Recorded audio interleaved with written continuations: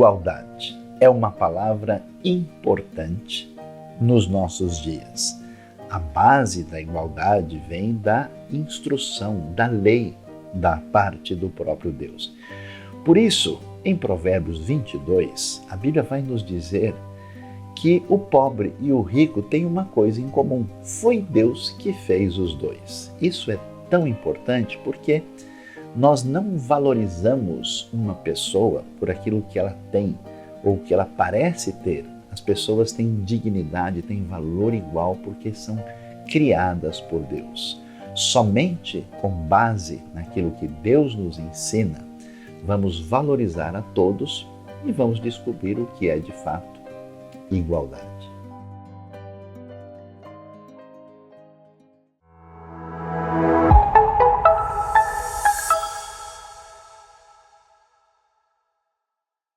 Olá, seja muito bem-vindo a mais essa celebração online da IBNU. Se a sua semana foi agitada, turbulenta, te convido a colocar diante do Senhor nesse momento essas aflições. E se a sua semana foi uma semana de alegrias, de realizações, te convido também a se juntar a mim em gratidão a Deus. Chama a sua família, manda o link para os amigos e vamos celebrar a Deus juntos.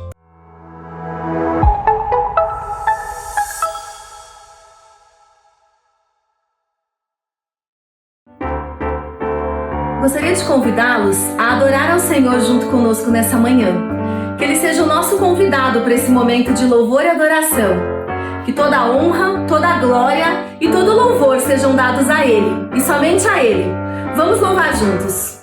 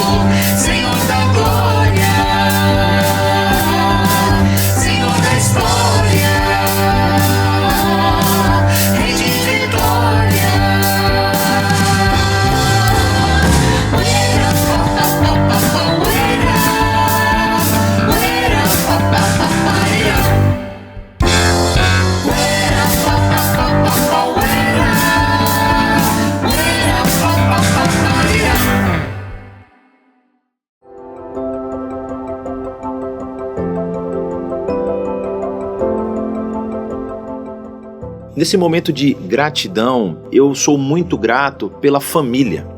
Não apenas a minha família, a família de sangue, a família do casamento, a família dos pais, dos meus pais, dos pais da minha esposa, a minha família que já foi gerada, os meus filhos, a minha filha, mas muito mais a família da fé.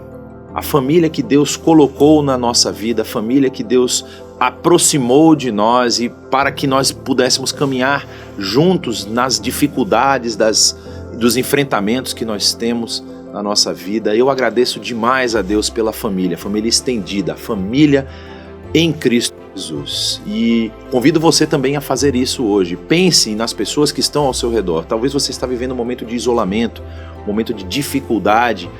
Peça ao Senhor que abra o seu coração e abra o coração das pessoas que estão ao seu redor para que você também agradeça a Ele pela família da fé. Essa família que tem apoiado trabalhos em tantos lugares, apoios humanitários, apoios de evangelização em vários lugares do mundo. É a família que Deus nos deu e eu sou muito grato a Ele porque nós podemos viver em comunhão. Tem sim uma rusga, uma faísca saindo aqui e ali, mas como diz Provérbios, né? Assim como o ferro afia o ferro, um homem afia o outro. Você está sendo aí afiado pela família que Deus te deu para você ser uma versão melhor do que você é hoje. Então, agradeço demais a Deus pela família da fé e a família também aqui do YouTube que tem acompanhado a IBNU há tanto tempo. Deus o abençoe.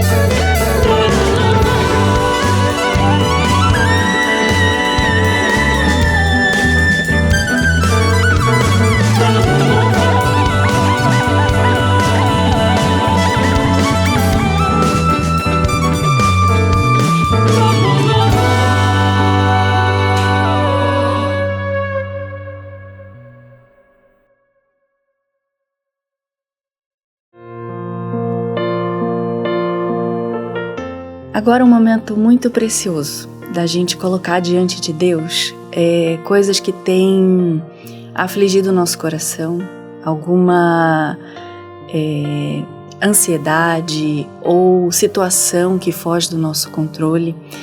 E a gente pode colocar diante de Deus essas coisas pessoais e coisas da nossa circunstância, mas é também muito importante a gente lembrar de pessoas em outros lugares do mundo que passam por circunstâncias muito difíceis. Nesse momento de intercessão, de pedir a Deus que nos guarde, que nos guie, a gente pode lembrar também de outras pessoas que passam por situações muito difíceis, em lugares de conflito, momentos que fogem totalmente do controle da pessoa, de guerra, de fome, de tráfico humano, pessoas que passam por situações muito complicadas. Então eu quero convidar você junto comigo a orar não só pela gente, pela nossa família, pela nossa comunidade, mas por pessoas em outros lugares do mundo que também sofrem. Deus querido, muito obrigada, porque a gente pode colocar diante do Senhor as nossas questões pessoais e a gente sabe que o Senhor se importa com isso. Muito obrigada, porque o Senhor ouve a nossa oração, o Senhor atende as nossas demandas, os nossos pedidos, a nossa necessidade. O Senhor nos dá aquilo que é preciso, aquilo de que a gente necessita. E nós queremos colocar também diante do Senhor pessoas que passam por dificuldades ao redor do mundo, pessoas que estão clamando ao Senhor por alívio, que estão passando por situações de extrema necessidade. Que o Senhor esteja com cada uma dessas pessoas, mostrando a saída, mostrando que o Senhor sustenta, que o Senhor está em todos os lugares e que o Senhor não perdeu o controle da história, que o Senhor é soberano sobre todas as questões. Muito obrigada por esse momento precioso que a gente tem de interceder pelos nossos queridos, pela nossa família, por questões financeiras, por alguma doença, por relacionamentos quebrados. Muito obrigada porque podemos colocar tudo isso diante do Senhor. Atende o nosso pedido, Senhor, de maneira perfeita, como o Senhor sabe fazer. Que o Senhor nos surpreenda com a Tua atuação nas nossas vidas. Em nome de Jesus que nós oramos e agradecemos. Amém.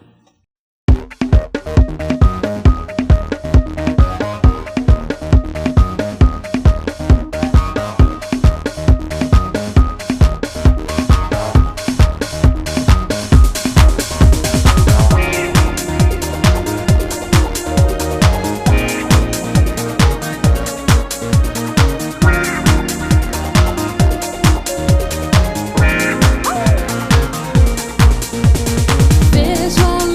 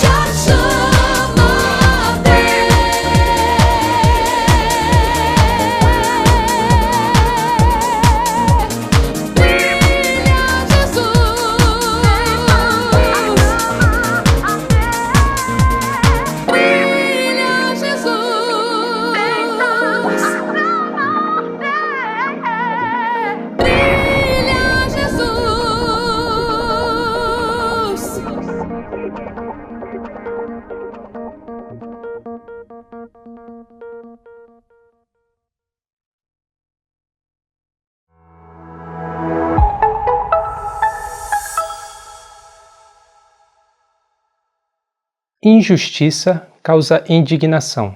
Todos nós experimentamos esse sentimento de que algo está fora do lugar e de que algo precisa ser feito quando nós vemos o inocente sofrendo injustiça, quando nós vemos uma criança que sofre a violência que ela não deveria sofrer. Todos nós experimentamos esse senso de indignação quando nós vemos aquele que é pobre, aquele que é vulnerável, sendo explorado por aquele que tem força, por aquele que tem meios de explorar a pobreza, a vulnerabilidade, a fraqueza daquele que está nessa condição.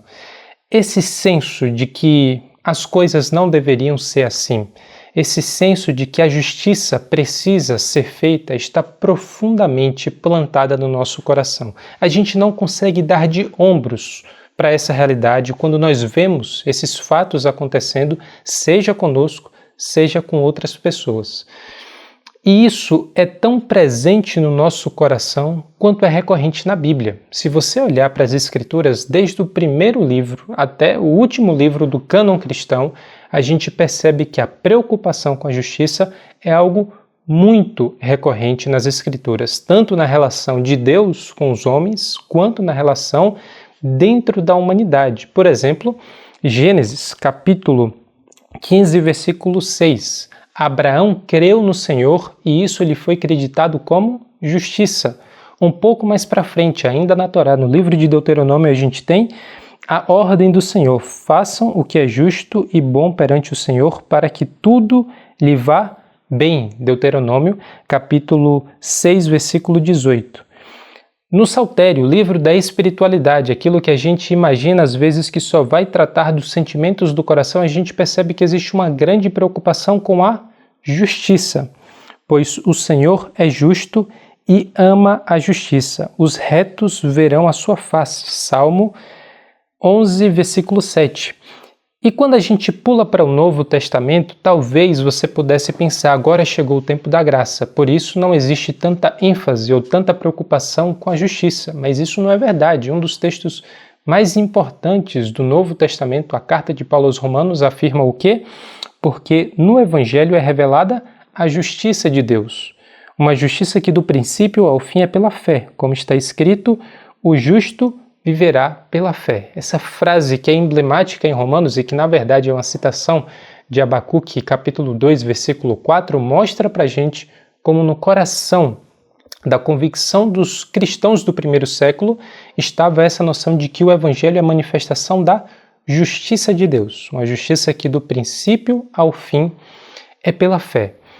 E existe um texto especial que eu gostaria de pensar de maneira um pouco mais detalhada e de forma um pouco mais atenciosa com vocês, que é o texto de Mateus, capítulo 5, versículos 17 a 22. Esse texto de Mateus mostra pra gente, junto com toda a trajetória dessa preocupação bíblica de justiça, que esse é um dos grandes dilemas de cada um dos seres humanos. Essa é uma das grandes lutas que acontece no meu coração e certamente acontece no seu coração.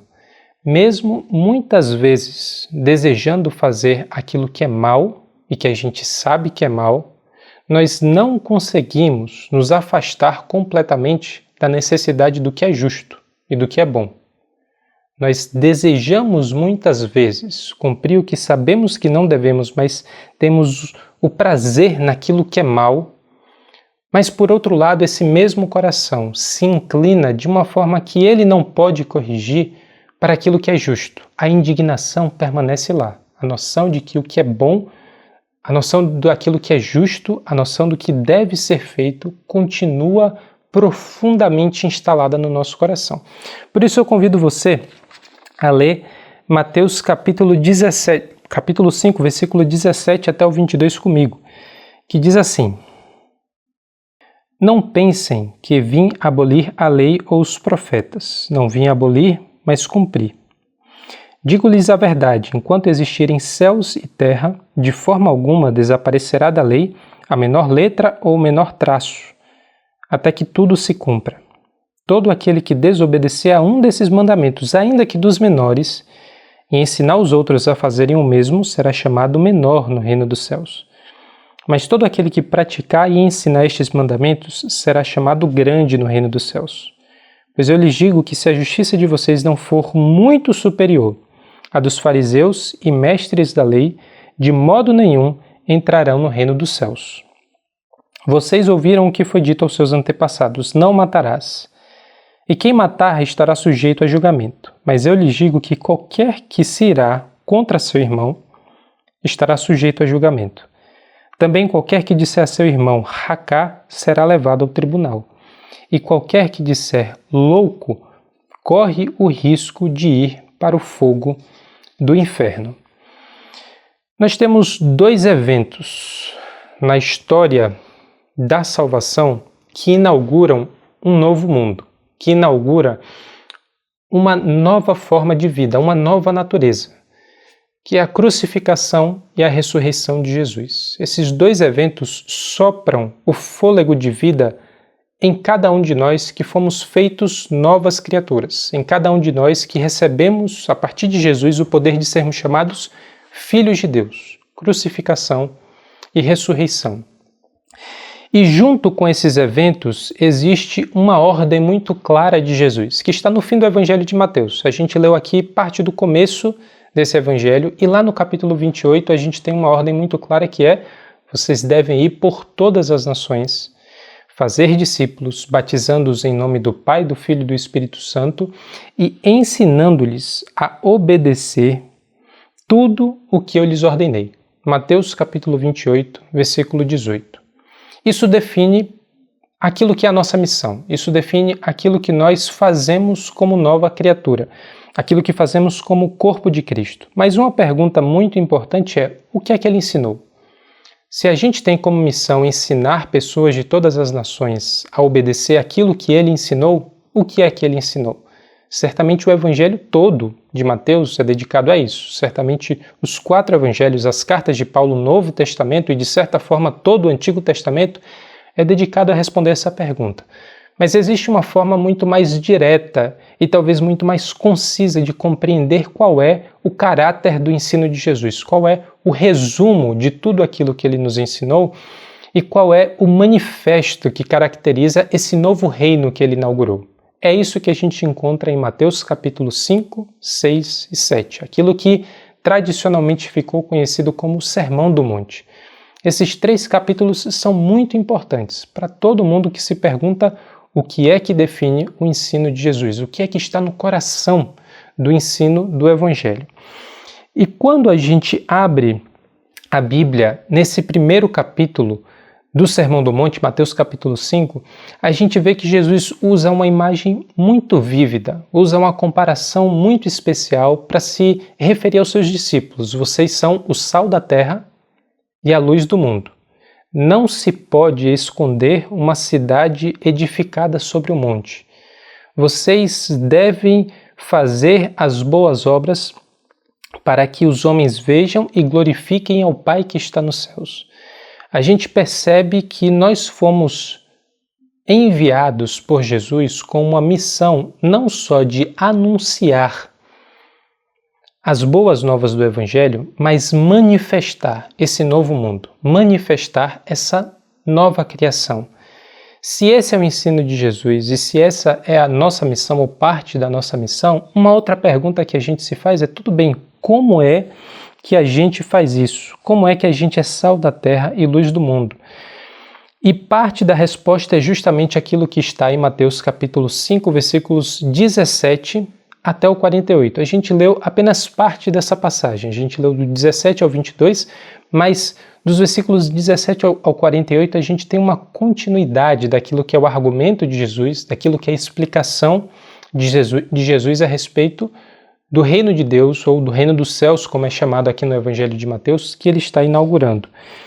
E o que nós vemos é que nós fomos chamados não apenas para anunciar uma mensagem, não apenas para falar aquilo que as pessoas precisam ouvir, mas concretizar uma nova forma de justiça que nós precisamos experimentar e nós precisamos mostrar ao mundo que é possível.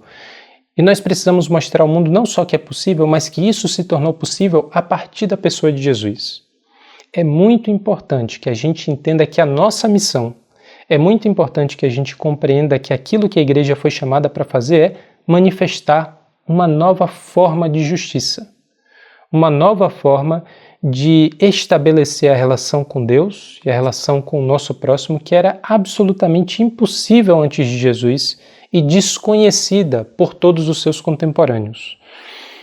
E quando a gente então começa a observar de maneira detalhada aquilo que Jesus coloca aqui no Evangelho, a gente percebe que é muito diferente do que aquelas pessoas estavam acostumadas. Mesmo quando Jesus cita a lei, mesmo quando Jesus cita o texto do Pentateuco, Gênesis, Êxodo, Levítico, Números e Deuteronômio, quando ele está tratando da Torá, a interpretação que ele tem é muito diferente da interpretação que os seus contemporâneos tinham. É muito diferente daquilo que os fariseus, um grupo reformista, um grupo que procurava restabelecer essa relação de observância rigorosa da lei, possuía a respeito da lei. Veja que os fariseus é o grupo mais sério tido pelos seus contemporâneos como aqueles que são de fato comprometidos com a lei. Naquela época, se alguém perguntava quem é que de fato observa a lei, provavelmente a maioria das pessoas falaria o quê? Os fariseus.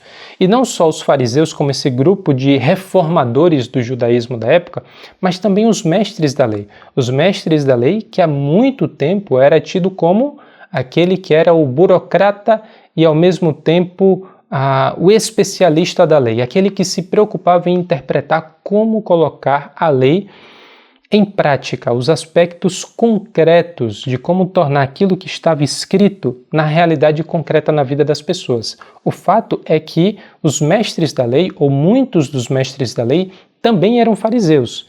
Então a referência para as pessoas daquela época na interpretação do que é a vontade de Deus, do que é que nós devemos fazer no nosso dia a dia para estabelecer uma relação justa com Deus, vinha principalmente da interpretação desses dois grupos, fariseus e mestres da lei. É verdade que existiam muitos outros grupos, mas esses, em especial, eram uma referência de como a lei deveria ser lida, interpretada e praticada.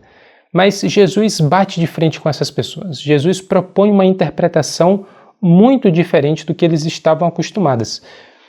E quando essas pessoas começam a ouvir Jesus e quando nós começamos a ler as palavras de Jesus, é muito natural e é muito recorrente que as pessoas entendam que Jesus veio abolir a lei. Chegou a época de Jesus, chegou a época da graça, por isso acabou a época da lei.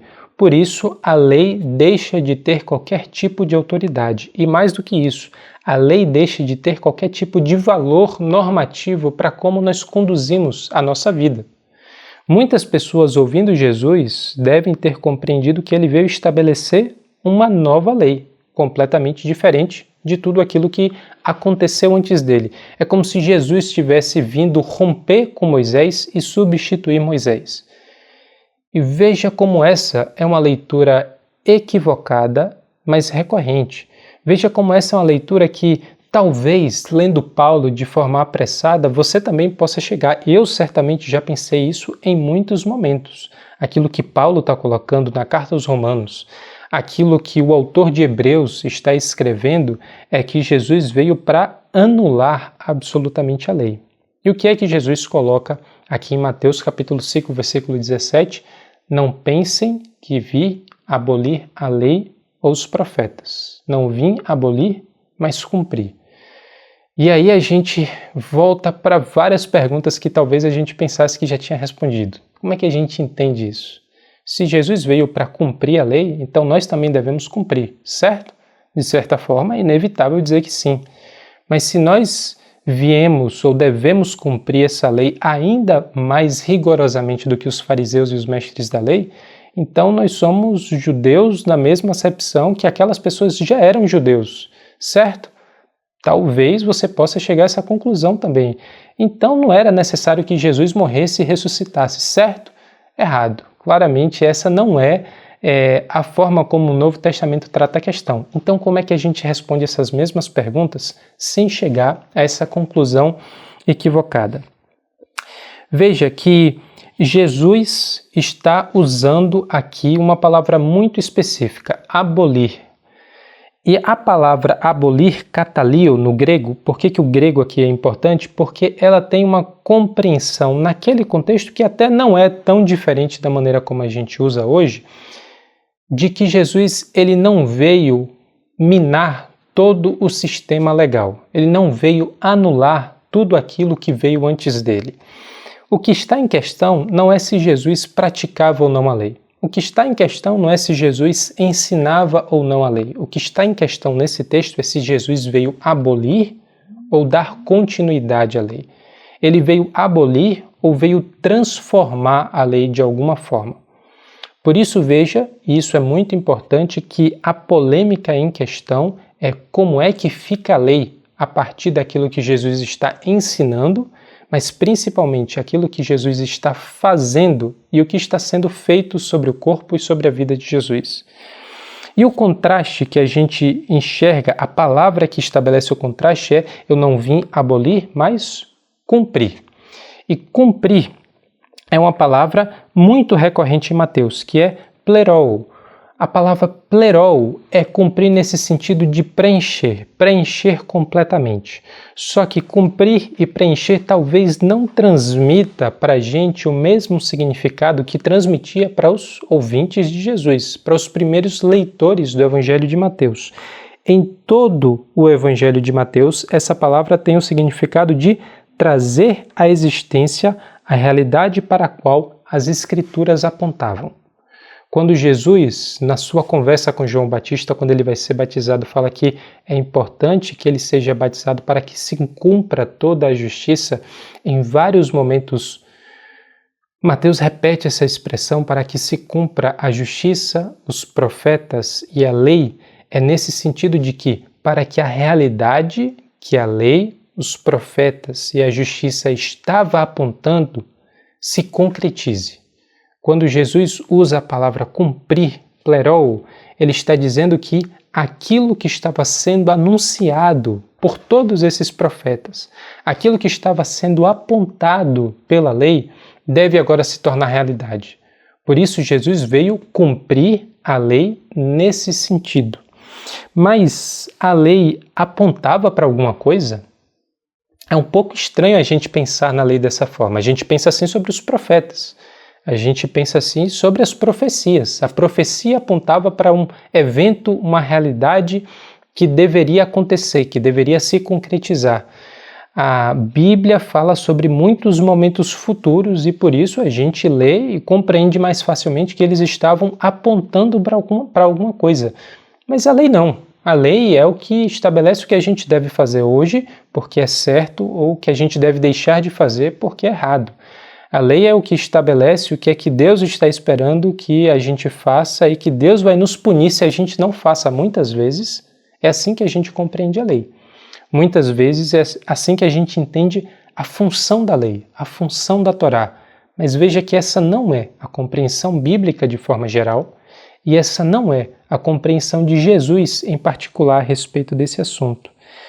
E como é então que a gente soluciona esse dilema, ou como é que a gente entende esse uso da palavra cumprir, plerou, a lei e os profetas? Veja o que está escrito em Mateus capítulo 11, versículo 13, uma outra passagem em que Jesus está explicando o que ele está fazendo e o que foi feito antes da sua chegada. Mateus capítulo 11, versículo 13 diz assim: pois todos os profetas e a lei profetizaram até João. Pois todos os profetas, e a lei profetizaram até João. A lei profetiza. Você já pensou na lei dessa forma? A lei profetizava a chegada de uma realidade e de um tempo que ela mesmo não poderia tornar real.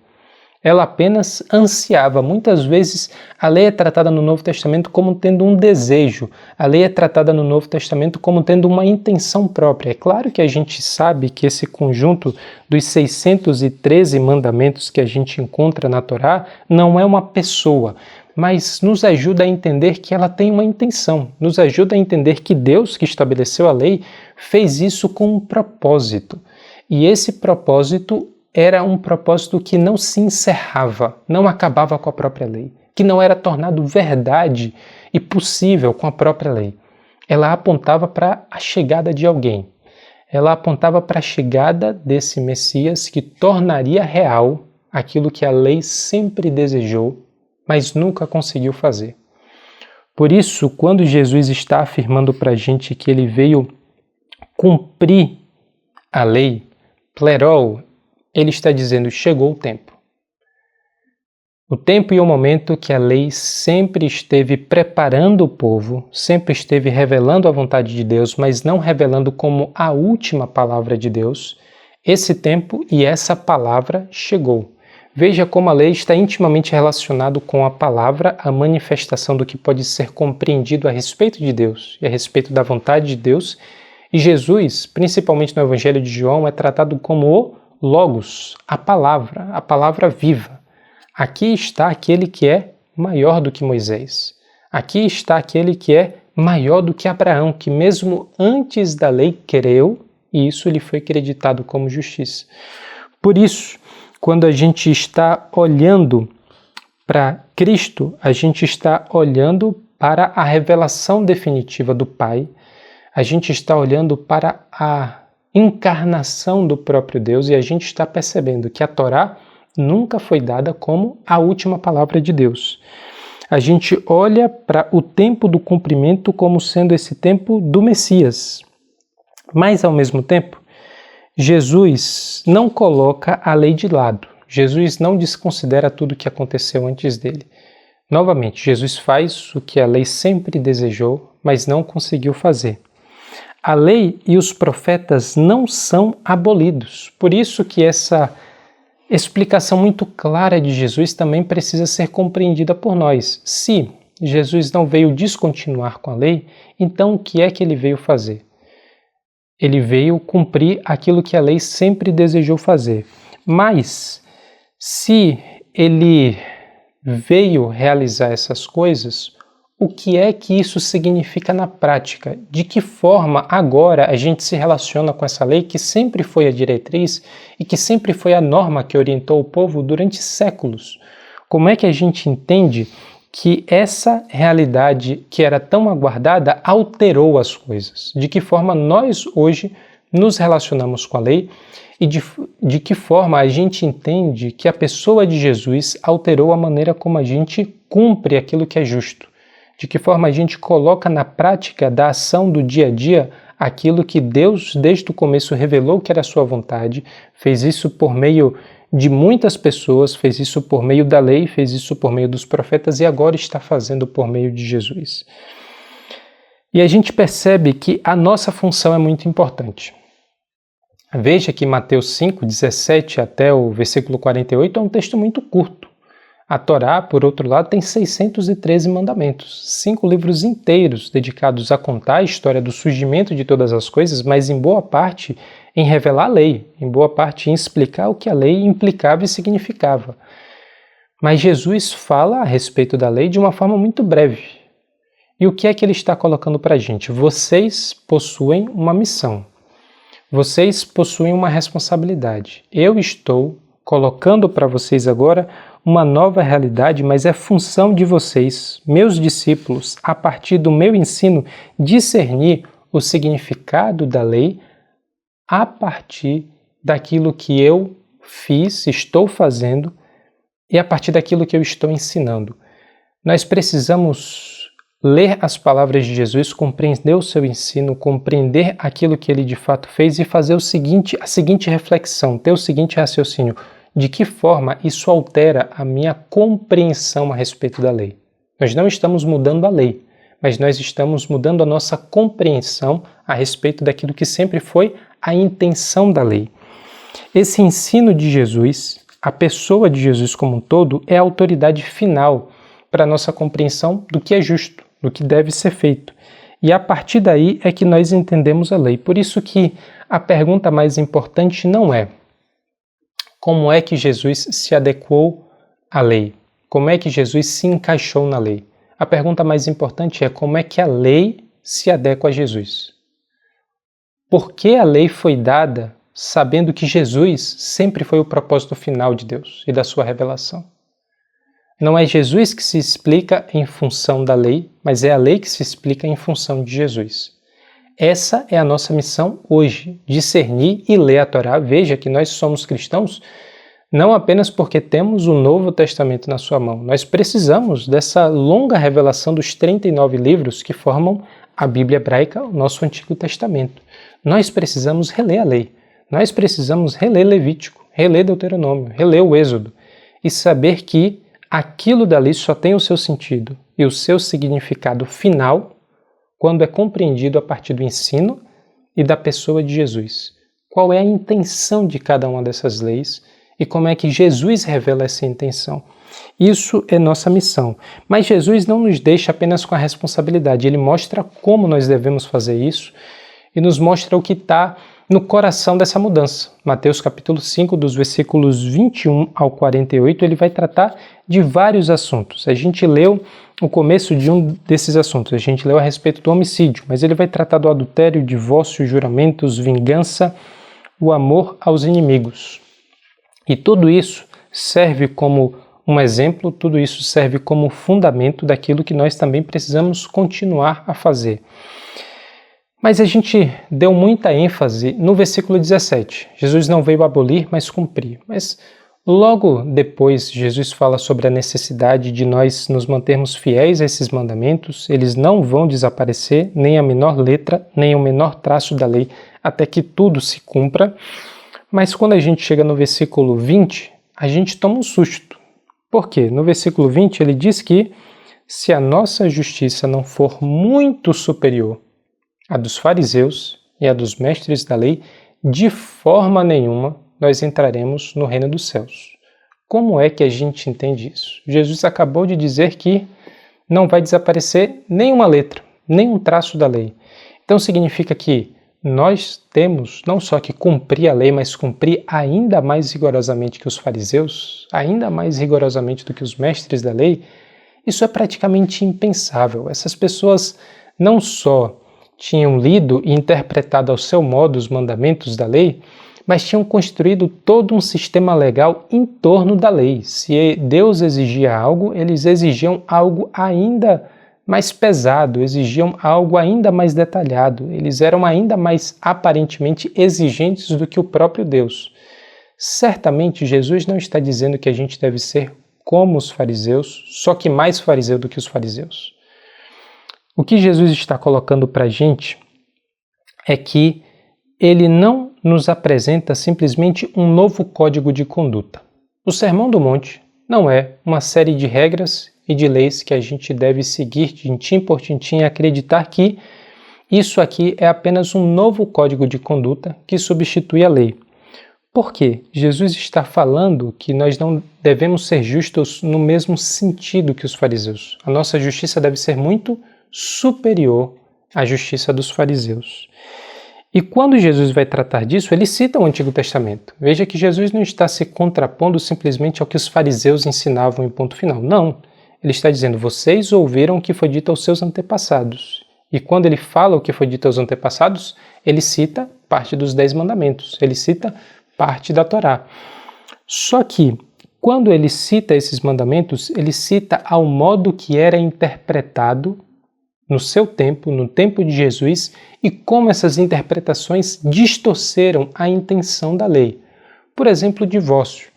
Existia lei a respeito do divórcio? Sim, mas é porque Deus sempre quis que os homens seguissem uma diretriz a respeito do divórcio, podem se divorciar, contanto que faça isso, isso e aquilo? Não, claro que não. Nunca foi a intenção de Deus que o divórcio acontecesse. Uma vez acontecido, uma vez que essa realidade se estabeleceu no meio do seu povo, Deus dá uma lei para mitigar, para diminuir os efeitos nocivos e profundos daquilo que é uma separação que nunca deveria ter acontecido. Existem leis a respeito de como o povo deve se portar em contexto de guerra? Sim, existe. Mas isso é porque Deus sempre desejou a guerra, contanto que fosse feita da maneira como está expressa na lei? Não. A guerra A ruptura, a corrupção, a morte, a disputa, o ódio nunca foi a intenção de Deus, uma vez que essa era a realidade estabelecida entre os homens. Deus dá leis para que mesmo essa realidade corrompida seja limitada. Veja como isso é coerente com a nossa missão. Nós devemos ser o sal da terra. A função do sal na cultura antiga era justamente não permitir que esse estado de putrefação, esse estado de apodrecimento do mundo seguisse de uma forma acelerada, desmedida. Então, a lei e o povo de Deus, de certa forma, têm uma função semelhante. Nós devemos servir em muitos momentos para conter os efeitos do mal que Deus nunca desejou que entrasse na sua criação. Por isso, reconhecer que existe lei contra o divórcio não é porque Deus era a favor do divórcio. Reconhecer que existe lei contra o homicídio, obviamente, não quer dizer que Deus era simplesmente contra o homicídio ou a favor de homicídio apenas em alguns contextos. Não. Deus nunca desejou que muitas das realidades que estão previstas na lei fosse a realidade que nós experimentamos. O erro dos fariseus era justamente ler a lei apenas como código de conduta, não como revelação de Deus. Isso é muito importante para o argumento de Jesus, é muito importante para a nossa reflexão de hoje. A lei foi dada, o ensino de Jesus foi revelado não para servir como um conjunto de regras que você coloca debaixo do braço e joga com o regulamento debaixo do braço. É isso que está escrito na letra da lei, então eu vou fazer apenas o que está sendo estritamente exigido, o mínimo necessário para não ir para o inferno. Essa nunca foi a intenção da lei. A lei nunca foi dada, e muito mais a revelação de Jesus, simplesmente como um conjunto de regras, mas como a revelação da vontade de Deus. E Jesus está resgatando isso. Por que essas leis existem? Por que a lei foi dada dessa maneira? Como é que a gente entende que elas estavam apontando para uma outra realidade muito superior à realidade que pode ser construída apenas a partir do cumprimento literal da lei? Jesus está mostrando que por baixo e como fundamento da lei está a vontade de Deus. E a vontade de Deus é muito mais do que os fariseus estavam cumprindo. E a vontade de Deus era muito mais do que as distorções que os mestres da lei tinham realizado na interpretação da lei ao longo de todos esses séculos que a lei já vinha sendo interpretada. O propósito nunca foi refrear o erro, ou apenas refrear o erro, mas construir a realidade de uma vida plena. A lei foi dada, o ensino de Jesus foi dado, a pessoa de Jesus veio e encarnou entre nós a fim de que nós tivéssemos vida e uma vida plena. A lei não é diferente daquilo que é a missão e o propósito de Jesus de ter feito e ensinado todas essas coisas. Por isso, nós também precisamos ler, reler, reinterpretar a lei e o ensino de Jesus dessa perspectiva, não simplesmente qual é a regra, mas qual a intenção dos mandamentos. Para o que é que Jesus está apontando? O que é que Jesus está revelando? Que, em último caso, é o que é que Deus está revelando a respeito da sua vontade.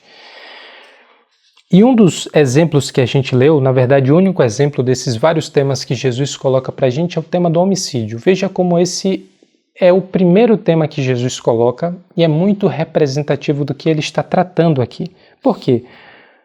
O homicídio é tratado na lei como algo que era terminantemente proibido. Nunca foi a intenção de Deus que houvesse homicídio e aquele que matar está sujeito a julgamento. E julgamento, nesse sentido, é receber o juízo de morte. Aquele que mata no Antigo Testamento tem como determinação também ser morto. E aqui ele não está falando da morte acidental, mas está falando da morte intencional, aquilo que foi planejado, aquilo que foi intencionado. A pessoa, por algum motivo, planejou tirar a vida do outro e agora, de acordo com a lei do Antigo Testamento, perdeu o direito de continuar vivendo. E Jesus não está discutindo se isso deve ser mantido no seu tempo como uma lei no sistema legal do povo, até porque o povo não estava debaixo do sistema legal estabelecido pela Torá, principalmente, mas pelo Império Romano. Existia ali mais de uma esfera de julgamento, como a gente vê no julgamento do próprio Jesus, mas o povo estava debaixo da esfera do poder romano. A questão que Jesus está trazendo é: o homicídio só existe em ato concreto? Um homem, uma mulher, só tira a vida de outro homem, de outra mulher, quando primeiro ele mata essa pessoa no seu próprio coração. A raiz do problema do homicídio não está apenas ou a partir do ato concreto. A raiz do problema do homicídio está no ódio que essa pessoa nutre no seu coração. Logo, o que é que a lei está apontando para a gente? É que deveria existir uma forma de vida, deveria existir uma realidade, ou deve existir uma realidade, em que nós não apenas não matamos como ato concreto, não atiramos em alguém, não colocamos a faca no corpo de alguém, mas nós não odiamos qualquer pessoa como sendo essa origem de toda a violência. Aquilo que Jesus está tratando é aquele que mata no seu coração comete um pecado tão grave quanto aquele que atira em outra pessoa. Por quê? Ou um pecado grave o suficiente para ser julgado da mesma maneira. Isso que é importante. De fato, existem consequências muito diferentes se nós apenas matamos alguém no nosso coração e se nós concretizamos esse ato. São duas realidades diferentes, mas as duas realidades são graves o suficiente para nos colocar no tribunal. O que Jesus está dizendo é: você que matou seu próximo, você que matou outra pessoa no seu coração, você está sujeito ao juízo. Você deve ser condenado da mesma forma que aquele que matou concretamente alguém deve ser condenado. E o que é que Jesus está colocando? A raiz do problema de toda guerra, de toda violência, de toda corrupção que entra nessa relação com as outras pessoas começa no nosso coração. A lei não vigorava sobre a intenção do coração. A lei não se aplicava à intenção do coração. A lei de Moisés, mas não o mandamento de Cristo. Jesus está dizendo: vocês que são meus discípulos, vocês têm um novo mandamento, ou vocês devem entender o antigo mandamento de uma nova maneira. Para vocês vale muito mais do que apenas não matar. Vale para vocês não odiar e não matar no seu coração. Não desprezar, chamando de racá, alguém que é desprezível. Não desprezar, chamando alguém de louco, alguém que deve ser absolutamente desconsiderado. Caluniar alguém, difamar alguém. Todas essas coisas, na realidade do reino que eu estou estabelecendo, é digno de julgamento, da mesma forma que o próprio homicídio, que o próprio assassinato. Por isso que Jesus está nos apresentando uma justiça muito superior. A questão não é simplesmente se ater a um novo código legal. A questão é qual é a intenção dessas leis que agora há milênios nos acompanham. Por isso que a gente está vendo que Jesus tem uma proposta, que Jesus tem uma exigência e que Jesus tem um ensino muito superior do que os fariseus possuíam, do que a própria lei de Moisés estava propondo e colocando para a gente, e ele está estabelecendo esse novo caminho. Ao mesmo tempo que Jesus exige muito mais da gente, Jesus cura um problema que era muito grave, uma doença que era muito profunda no coração dos fariseus e dos mestres da lei, que é o legalismo. Ler a letra da lei sem entender o significado da lei. Como é que Jesus cura o legalismo? Ele se torna radical em relação à justiça. Vocês sabem o que é justo? Então, a prática da justiça no meu reino deve ser ainda mais rigorosa, ainda mais profunda do que dos fariseus, mas a um nível. O sarrafo está tão elevado, a exigência é tão elevada que ninguém pode dizer: eu cumpro plenamente as exigências daquilo que Jesus me ordenou. Todos nós sabemos que aquilo que Jesus está colocando aqui, não odiar ninguém no seu coração, não desejar outra mulher que não seja a sua própria mulher, não tratar o meu inimigo com desprezo, mas amar até mesmo o meu inimigo. Todas essas coisas são exigências elevadas demais para que eu possa dizer que cumpro plenamente às exigências do que Jesus faz no seu ensino, na sua lei, ou na sua interpretação da lei de Moisés. Jesus se coloca como sendo a interpretação definitiva da lei mosaica. Jesus se coloca como sendo aquele que estabelece o único padrão de justiça que realmente agrada a Deus. Nenhum de nós pode cumprir isso plenamente nesse corpo. Nenhum de nós pode cumprir isso plenamente a partir dos nossos próprios esforços, mas todo o nosso esforço é exigido. Todo o empenho desse corpo que hoje temos e que é limitado, que é sujeito à ação do pecado, ao desejo mau, é exigido. Tudo isso deve ser entregue, esse compromisso deve ser feito, mas tudo isso deve ser feito com uma posição de humildade que é reconhecer que nós não conseguimos cumprir isso na medida do que Jesus nos exige fazer. Por isso que a oração do Pai Nosso traz tanta ênfase no perdão. Perdoa os nossos pecados, assim como nós perdoamos aos nossos devedores, a quem nos tem ofendido. Ao mesmo tempo que ele coloca a medida do perdão, ele coloca a medida da perfeição. Sejam perfeitos como perfeito é o Pai Celestial. De certa forma, Jesus está revelando uma justiça que é muito superior, mas ele está apontando também para o cumprimento escatológico dessas coisas. Não desaparecerá a menor letra ou o menor traço da lei até que tudo se cumpra. Chegará o tempo em que nós vamos experimentar, em que nós vamos manifestar plenamente essa justiça. Esse não é o tempo presente, mas o nosso compromisso hoje para cumprir a missão, o nosso objetivo hoje para cumprir aquilo que Jesus exige de nós, significa que tudo que a gente faz é em função da manifestação dessa justiça que Jesus nos revela da forma mais comprometida, da forma mais fiel que a gente pode realizar. Muitas vezes a gente pensa em fé como algo que acontece na convicção do coração.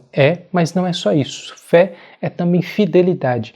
É fidelidade a essa justiça muito superior à dos fariseus de amar os nossos inimigos, de não matar ninguém em nosso próprio coração, de não adulterar em nossos pensamentos, de não tratar com desprezo as pessoas que precisam ser cuidadas e que são vulneráveis, que são necessitadas da nossa misericórdia e do nosso cuidado. Veja que a única maneira de viver plenamente, ainda que nós saibamos que nós não vamos viver isso perfeitamente hoje, é manifestando essa justiça. Essa é a única forma que faz sentido viver. Por isso que é preciso ser mais justo do que o fariseu. A nossa reflexão hoje é sobre, no fim das contas, a nossa missão. Nós só vamos cumprir a nossa missão, nós só vamos manifestar a nova vida que é em Cristo quando nós nos comprometermos com essa justiça, com essa forma de entender a lei a partir da nossa compreensão de quem é Jesus e do que ele ensinou. Por isso eu chamo você a tomar aquilo que é o fardo leve, o jugo suave que Jesus apresenta. Ele não está colocando um peso grande demais que você não possa suportar. É Ele quem nos conduz nesse caminho de justiça. E é Ele que nos conduz não só em cumprir essas coisas, mas ter prazer nessas coisas. Veja como é a alegria do salmista em dizer que ele tem prazer na lei do Senhor.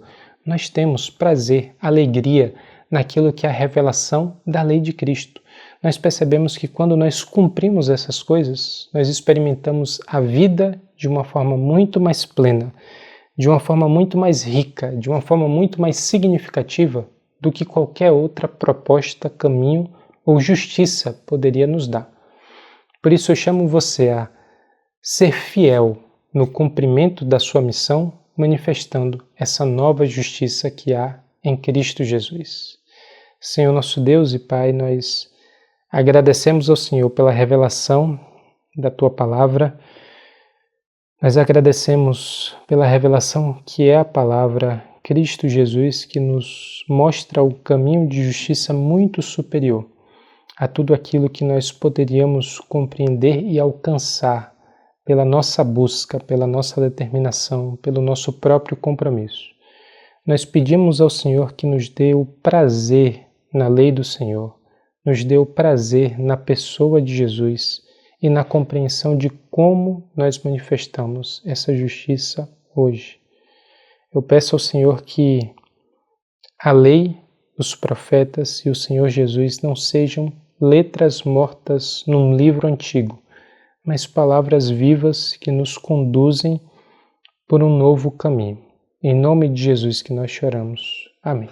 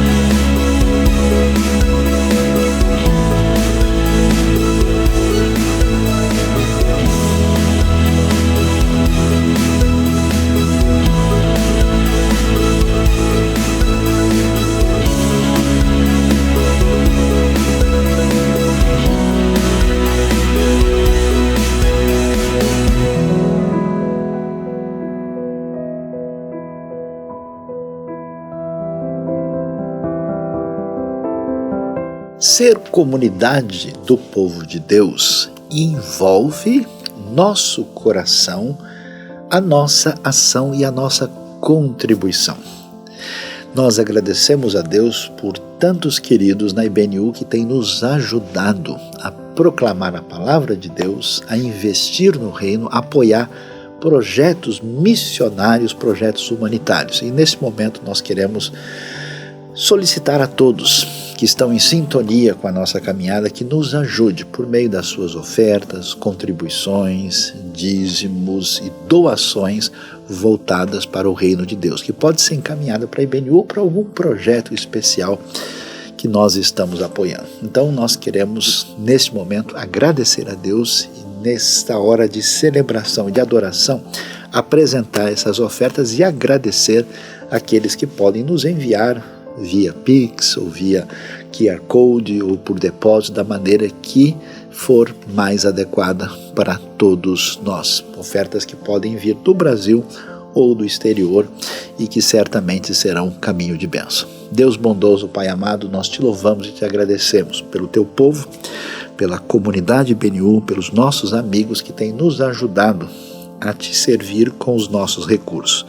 Pedimos que o Senhor aceite a nossa doação e que nos dê sabedoria e direcionamento para fazer com que tudo isso seja usado para a tua glória e para o benefício do teu reino. Nós te louvamos, te agradecemos e te bendizemos em nome de Jesus. Amém.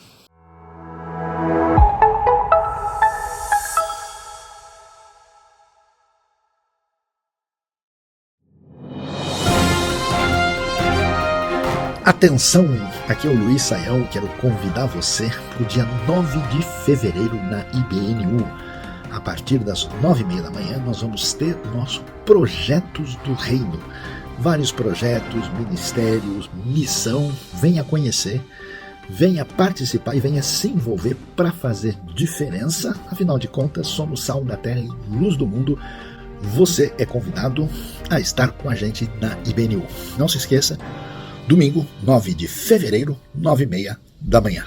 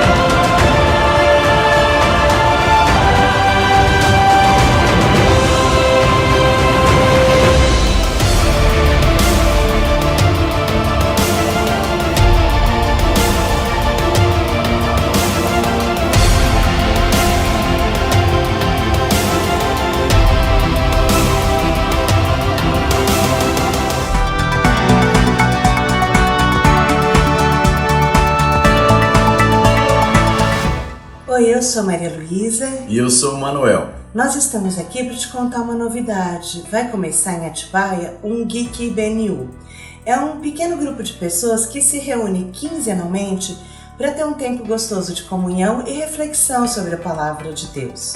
Se você conhece e gosta do trabalho da IBNU e mora aqui na região de Atibaia e quer estar mais perto de nós, entre em contato com o WhatsApp da Conexão para ter maiores informações.